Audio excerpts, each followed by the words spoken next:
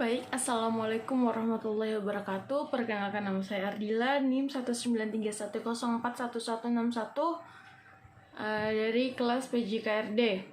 Nah, saya di sini akan menjelaskan sedikit materi tentang validitas. Langsung saja. Ketentuan penting dalam evaluasi adalah bahwa hasilnya harus sesuai dengan keadaan yang dievaluasi.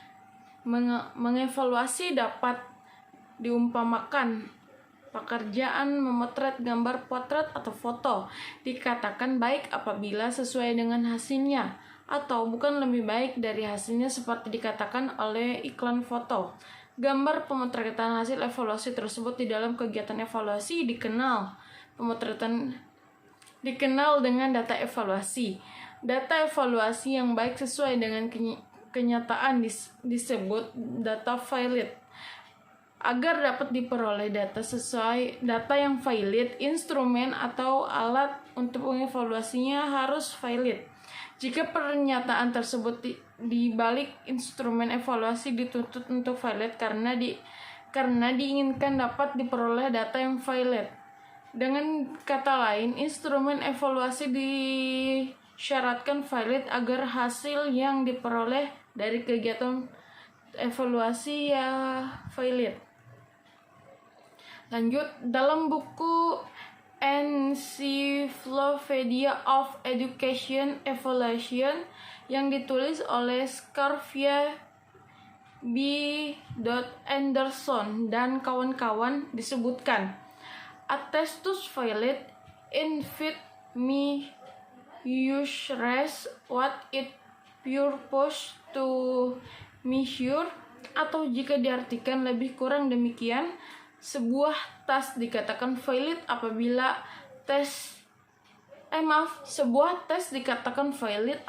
tes tersebut mengukur apa yang hendak diukur. Dalam bahasa Indonesia, yaitu valid disebut dengan istilah sahih. Sebenarnya, pembicaraan validitas ini bukan ditekankan pada tes itu sendiri, tetapi pada hasil pengetesan atau skornya. Validasi sebuah tes dapat diketahui dari hasil pemikiran dan dari hasil pengalaman. Hal yang pertama akan diperoleh validasi logis atau logical validity. Dan hal yang kedua diperoleh validitas empiris atau disebut empirical validity.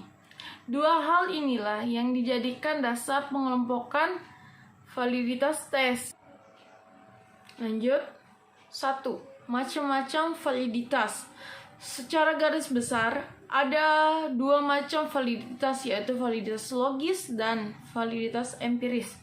A. Validitas logis. Istilah validitas logis mengandung kata logis yang berasal dari kata logika, yang berarti penalaran. Dengan makna demikian, maka validitas logis ini untuk di sebuah instrumen evaluasi yang menunjukkan pada kondisi bagi sebuah instrumen yang memenuhi persyaratan valid berdasarkan hasil penalaran.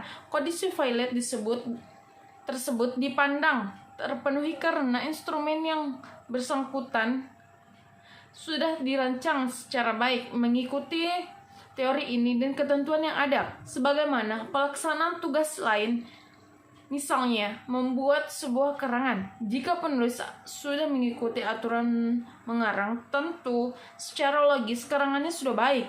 Berdasarkan penjelasan tersebut, maka instrumen yang sudah disusun berdasarkan teori penyusunan instrumen secara logis sudah valid. Dari penjelasan tersebut kita dapat memahami bahwa validitas logis dapat dicapai apabila instrumen disusun mengikuti ketentuan yang ada. Dengan demikian dapat disimpulkan bahwa validitas logis tidak perlu diuji kondisinya, tetapi langsung diperoleh sesudah instrumen tersebut selesai disusun.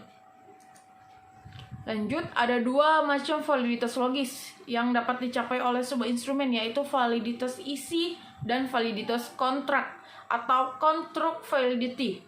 Validitas isi bagi sebuah instrumen menunjukkan suatu kondisi sebuah instrumen yang disusun berdasarkan isi materi pelajaran yang dievaluasi. Selanjutnya, validitas kontrak sebuah instrumen menunjukkan Suatu kondisi sebuah instrumen yang disusun berdasarkan kontrak aspek-aspek kejiwaan yang seharusnya dievaluasi.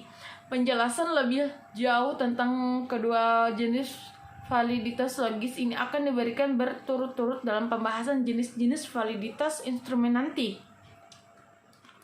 B. Validitas empiris. Istilah validitas empiris memuat kata empiris yang artinya pengalaman. Sebuah instrumen dapat dikatakan memiliki validitas empiris apabila sudah diuji dari pengalaman. Sebuah contoh sehari-hari seseorang dapat diuji oleh masyarakat.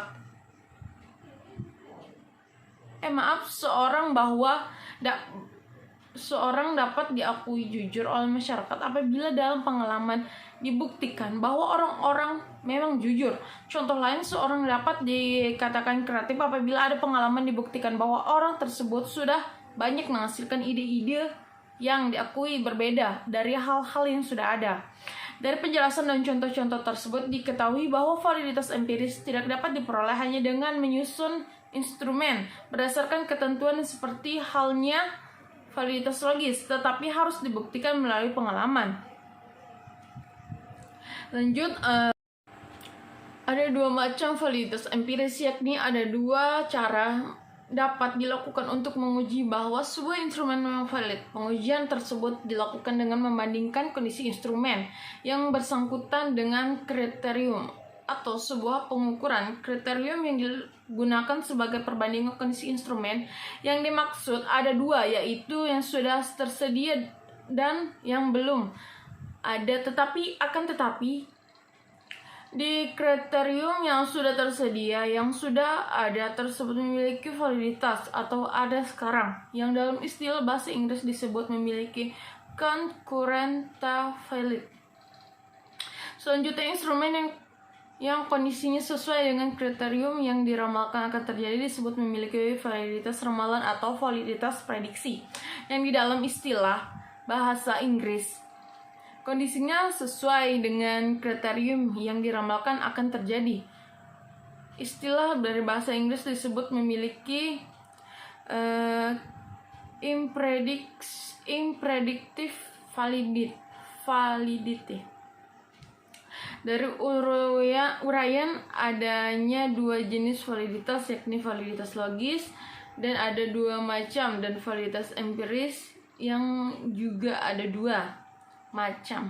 Maka secara keseluruhan kita mengenal adanya 4 validitas, yaitu 1 validitas isi, 2 validitas kontrak, 3 validitas ada sekarang, dan yang keempat validitas prediktif. Ada 2, yang pertama yakni 1 dan 2 dicapai melalui penyusunan berdasarkan ketentuan atau teori, sedangkan 2 berikutnya yakni 3 dan 4 dicapai atau diketahui sesudah dibuktikan melalui pengalaman. Adapun penjelasan masing-masing validitas adalah sebagai berikut. A. Validitas isi atau content validity. Sebuah tes dikatakan memiliki validitas isi apabila mengukur tujuan khusus tertentu yang sejajar dengan teori atau isi pelajaran yang diberikan. Oleh karena itu, materi yang diajarkan tertera dalam kurikulum, maka di validitas isi ini sering juga disebut dengan validitas kurikuler. Validitas isi dapat diusahakan tercapai sejak saat penyusunan dengan cara merinci materi kurikulum atau materi buku aran. Sebagaimana cara merinci materi untuk kepentingan validitas isi sebuah tes akan dibicarakan secara dalam pada waktu menjelaskan cara penyusunan tes. Lanjut, validitas konstruksi atau construct validity. Sebuah tes dikatakan memiliki validitas konstruksi apabila butir-butir soal yang membangun tes tersebut mengukur setiap aspek berpikir seperti yang disebutkan dalam tujuan instruksional khusus. Dan kata lain, jika butir-butir soal mengukur aspek, misalnya seorang guru ingin mengetahui apakah tes sumatif yang disusun sudah valid atau belum. Untuk itu diperlukan sebuah kriterium masa lalu yang sekarang datanya dimiliki, misalnya nilai ulangan harian atau nilai ulangan sumatif yang lalu. Lanjut, yang ketiga, validitas ada sekarang. Validitas ini lebih umum dikenal dengan validitas empiris. Sebuah tes dikatakan memiliki validitas empiris jika hasilnya sesuai dengan pengalaman. Jika ada istilah sesuai, tentu ada dua hal yang dipasangkan. Dalam hal ini, hasil tes dipasangkan dengan hasil pengalaman. Pengalaman selalu mengenai hal yang telah dilampau sehingga data pengalaman tersebut sekarang sudah ada. Dalam membandingkan hasil sebuah tes, maka diperlukan suatu kriterium atau alat banding. Maka suatu tes merupakan suatu yang dibandingkan.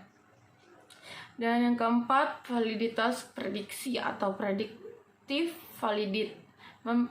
Memprediksi artinya meramal. Dengan meramal selalu mengenai hal yang akan datang, jadi sekarang belum terjadi. Sebuah tes dikatakan memiliki validitas prediksi atau validitas ramalan apabila mempunyai kemampuan untuk meramalkan apa yang terjadi pada masa yang akan datang.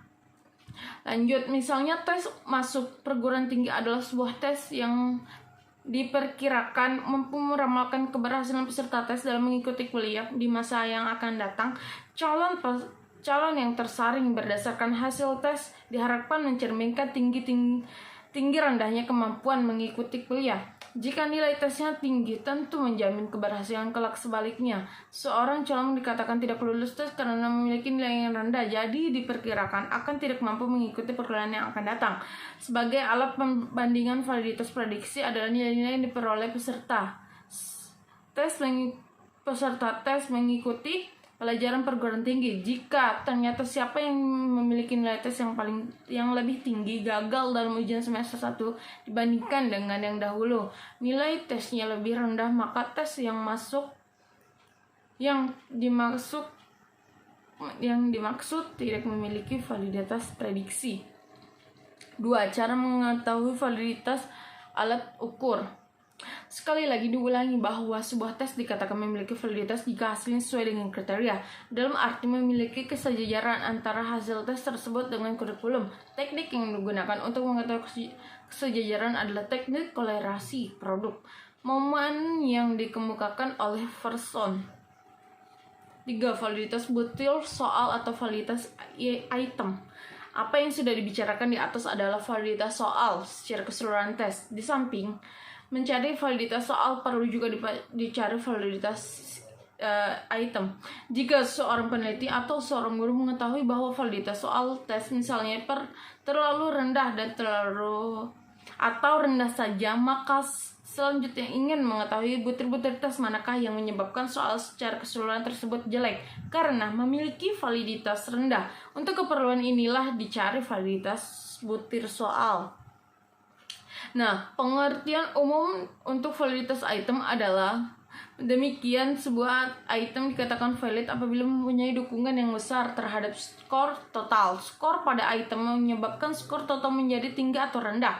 Dengan kata lain, dapat dikemukakan di sini bahwa sebuah item memiliki validitas yang tinggi jika skor pada item mempunyai kesejajaran dengan skor total. Kesejajaran ini dapat diartikan dengan kolerasi. Sehingga untuk mengetahui validitas item digunakan rumus kolerasi seperti sudah diterangkan di atas. Untuk soal-soal bentuk objektif, skor item biasa diberikan dengan 1 bagi item yang dijawab benar atau dengan 0 item yang dijawab salah. Sedangkan skor total selanjutnya merupakan jumlah dari skor untuk semua item dan membangun soal tersebut. Lanjut. 4. Tes terstandar sebagai kriterium menentukan validitas. Tes terstandar adalah tes yang dicobakan berkali-kali sehingga dapat dijamin kebaikannya. Di negara-negara berkembang, biasa tersedia tes semacam ini dan dikenal dengan nama standardized test. Sebuah tes terstandar biasanya memiliki standar identitas, antara lain sudah dicobakan beberapa kali dan di mana-mana. Beberapa koefisien validitas, reliabilitas, taraf kesukaran, daya pembeda, dan lain-lain keterangan yang dianggap perlu. Cara menentukan validitas soal yang menggunakan tes standar sebagai kriterium dilakukan dengan mengalihkan koefisien validitas yang diperoleh dengan koefisien validitas tes standar tersebut. Dan yang terakhir, 5 validitas faktor. Selain validitas soal secara keseluruhan dan validitas butir atau item, masih ada lagi yang perlu diketahui validitasnya, yaitu faktor-faktor atau bagian keseluruhan materi. Setiap keseluruhan materi pelajaran terdiri dari pokok-pokok bahasan atau mungkin sekelompok bahasan yang merupakan satu kesatuan. Contoh, guru akan mengevaluasi penguasaan siswa untuk 3 pokok bahasan, yaitu bunyi, cahaya, dan listrik. Untuk keperluan ini, guru tersebut membuat 30 butir soal. Untuk bunyi 8 butir, untuk cahaya 12 butir, dan untuk listrik 10 butir. Nah, sekian dari penjelasan saya. Kurang dan lebihnya mohon dimaafkan. Wabillahi taufiq wal hidayah. Wassalamualaikum warahmatullahi wabarakatuh. Terima kasih.